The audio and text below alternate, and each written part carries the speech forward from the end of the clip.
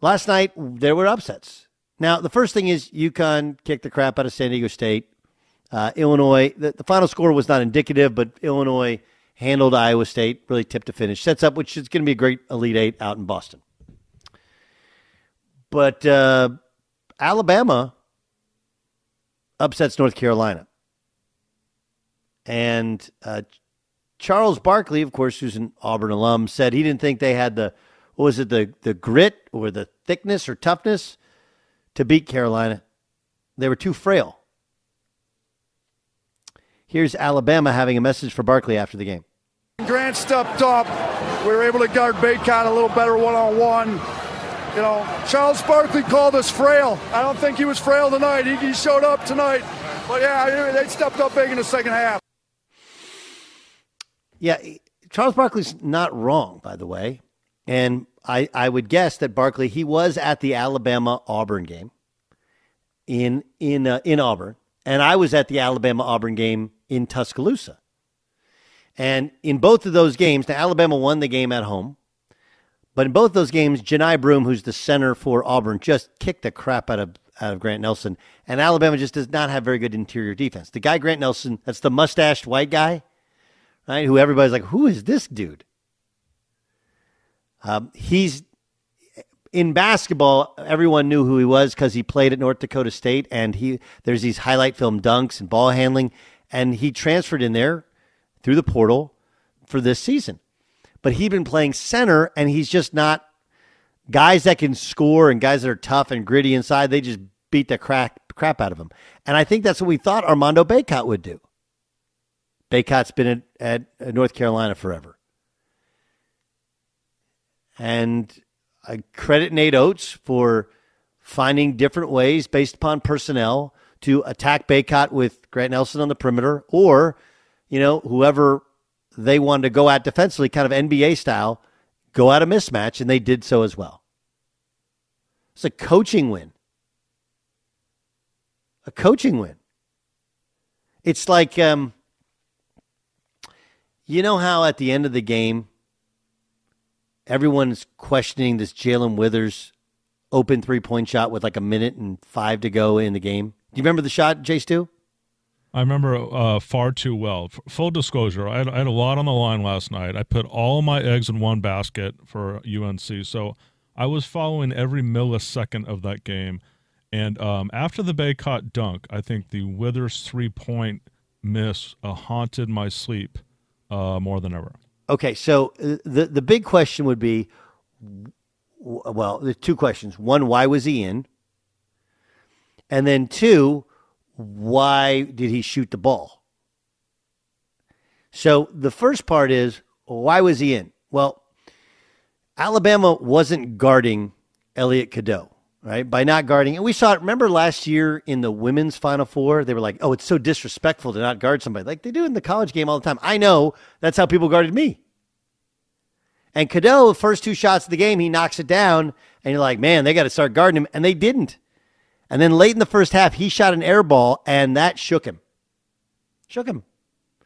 He's young. He reclassified. He could be a senior in high school. He's 19, so he's like the traditional age of a high school kid. But remember, Cormac Ryan, his teammate's 25. Like that's a major difference. So at the end of the game, they're not playing him. He's their true point guard. They're not playing him because, well, it's like playing 4-on-5 on offense because no one's guarding him.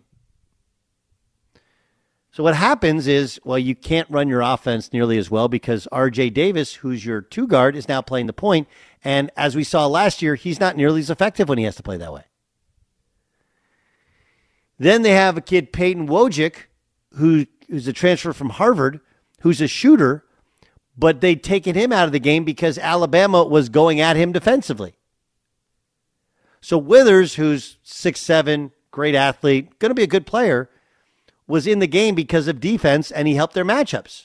The problem is he doesn't help them on offense, at least not shooting the three, and he's being guarded by a true freshman who's really frail, and he settles for an open three-pointer, and he only made 4 all season long.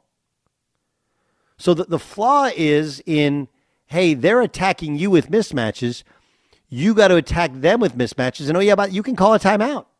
That offensive set was right in front of Hubert Davis. He had timeouts. Use the timeout. Get your offensive lineup in the game. And then when they score, you have to have a plan defensively. Or, by the way, if you can call another timeout and sub in for defense. It's all part of the strategy of what's going on.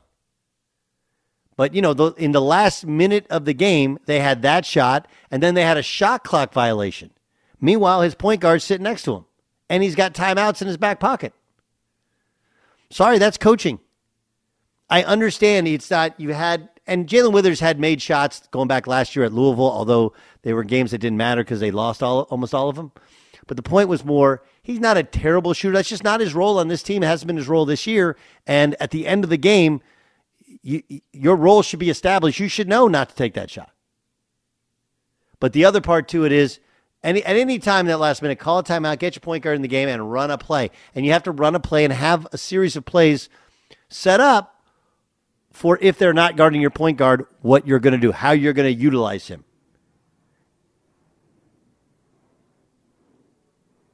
But I love that game. I thought that game was fascinating. And then I thought the Clemson-Arizona game was fascinating.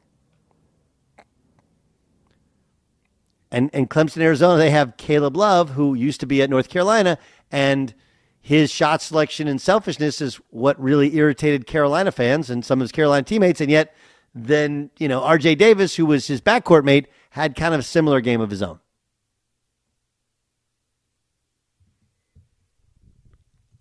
I'm going to tell you something which I know to be true, and it will sound self-serving, and it probably is. But the story of North Carolina, the story of Arizona is really the same. It's you got to figure out the point guard position. Arizona, everybody wants to point to Caleb Love. He was bad, no doubt. But so was Kylan Boswell, his point guard. And the big issue with Arizona the past 2 years has been Kirk Carissa, who transferred to West Virginia. He not really good enough athlete defensively, and he didn't get inside the defense. Great shooter, but that's kind of all he did was take threes. So they let him go in the portal, and he goes off to West Virginia. And Andrew Nembhard, who was at Gonzaga, was supposed to be their point guard, and Gonzaga got him late in the portal. And so they stuck with Kylan Boswell. But they wouldn't have reached out and tried to get another point guard of the portal if they thought Kylan Boswell was good enough. And last night, he lived down to those expectations. And because he wasn't playing well, he was out of the game some. And when he's out of the game, guess who's the point guard? Caleb Love, who can't play the point. Because all he can do is shoot and score, and you need somebody else to be just a decision maker and be solid. Like, there's a role there for people who don't. This is a huge thing. It's called the 95% rule that Billy Donovan has kind of invented that phrase. 95% of the game in basketball, you play without the ball in your hands. So we get all worried about the 3 or 4 seconds you catch and shoot the ball when you can affect the game greatly. There's a role there for guys, especially in college, that don't shoot, that have no ego, that just move the ball, that just get it where it's supposed to go. Now you have to be able, and here's the Cadeau part, you have to be able to score when they don't guard you, or find a way to be effective and have your team be effective when they don't guard you. But there's a balance between the two. But North Carolina looked bad offensively, despite being a very good team, because they couldn't play their point guard late, or didn't play their point guard late. And Arizona looked bad against Clemson because, well, they weren't ready to play. Clemson's pretty damn good. They had a great game plan. I thought they had 3 or 4 set plays that got them layups, and that's why they really won the game. But the real reason Arizona probably underachieved this year was they weren't good enough at the point.